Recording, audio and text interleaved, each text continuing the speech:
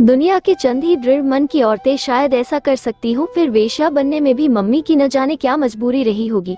जरूरी नहीं वो खानदानी वेश्या ही हो। मम्मी अगर खानदानी वेश्या होती तो मुझे समाज में अच्छा स्थान दिलाने का प्रयत्न क्यों करती।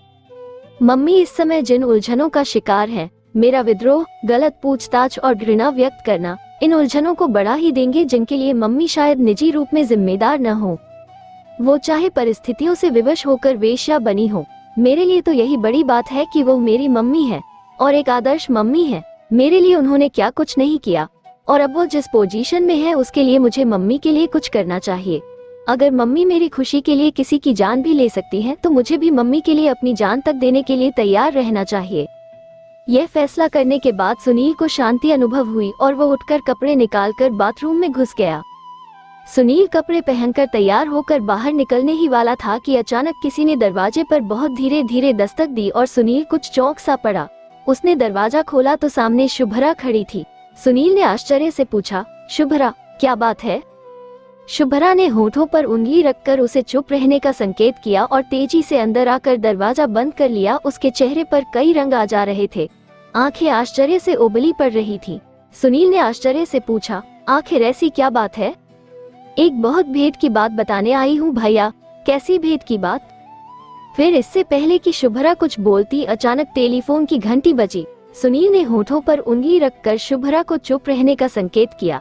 चंद सेकंड उसने प्रतीक्षा की कि दूसरी ओर से कोई फोन उठाए, लेकिन जब घंटी निरंतर थी बजती रही तो सुनील ने बढ़कर रिसीवर उठा लिया और कान से लगाकर बोला, यस, हेलो। सुनील बाबू, लड़की की आवाज थी। है आप कौन है? सुशीला। ओहो, सुशीला। सुनील ने बड़ी शिष्टता से कहा, मैं तो स्वयं ही तुम्हें फोन करने वाला था। अच्छा। सुशीला की आवाज खुशी से डूब गई। कहीं मुझे बना तो नहीं रहे? मैं बनाता तो इतनी सुंदर बनती, मिट्टी का उल्टा सीधा ढेर बनाकर रख देता। सुशीला की दूसरी ओर से मधुर हंसी की आवाज आई। फिर उसने पूछा, क्यों फोन करने वाले थे आप मुझे? रात में एक बहुत सुंदर सपना देखा था। अच्छा, क्या देखा था? मैं एक सफेद घोड़े पर सवार राजकुमार के वेश में शिकार खेलने को निकला हूँ। रास्ते में मुझे सुनहरी रंग की झिलमिल करती टमटम मिलती है जिसमें तुम राजकुमारी के वेश में बैठी हो। ध्यान से देखा था, मैं ही थी या और कोई थी? नेगेटिव तो तुम्हारा ही था, प्रिंट न बदलने पाए, इसकी जिम्मेदारी तुम पर है। अरे, तुम कहो तो 10 जन प्रिंट न बदले, सच। अच्छा बताओ, आज शाम को क्या कर रहे हो? यही प्रश्न मैं तुमसे कहने वाला था। तो फिर शाम को हम दोनों मिलकर सोचेंगे कि क्या करें। ठीक है, मगर मिलेंगे कहाँ? सन एंड सैंड में। आज रशियन बैले है, मैं टेबल बुक करा रही हूँ, वही हम डिनर भी लेंगे। रूसी लड़कियों का बैले, क्या तुम्हें अच्छा लगेगा? क्यों? मुझे तो हर रूसी लड़की हॉर्स ब्रांड नजर आती है। औरत या लड़की का नाम ही लो तो एक कोमल सी कल्पना उभरती है, मगर रूस की जमीन न जाने किस मिट्टी से बनी है। लगता है अच्छे खासे तगड़े शरीर के जितने व्यक्ति थे भूल से भगवान ने औरत के सांचे में ढाल दिए हैं, उन्हें में उतार दिया है। सुशीला हंसने लगी और बोली, मैं नहीं चाहती कि तुम कोमल शरीर की लड़कियों को देखो, इसलिए हम लोग रूसी बैले ही देखेंगे। अच्छा डार्लिंग, जैसी तुम्हारी इच्छा। अभी से तुम्हारी बात मानने की प्रैक्टिस करनी पड़ेगी।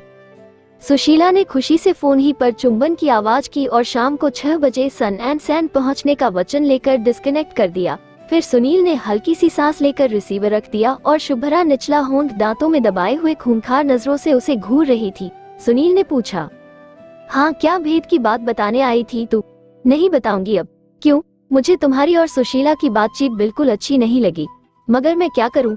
न जाने रात से मुझे सुशीला क्यों अच्छी लगने लगी है। यानी तुम दीपा को ठुकरा दोगे? पागल, लड़कियों को मर्द ठोकर मारते हैं कहीं। मैं सब कुछ दीपा को बता दूंगी और वो आत्महत्या कर लेगी। तो क्या तुम्हारा यह नया रूप देखकर आत्महत्या नहीं कर लेगी?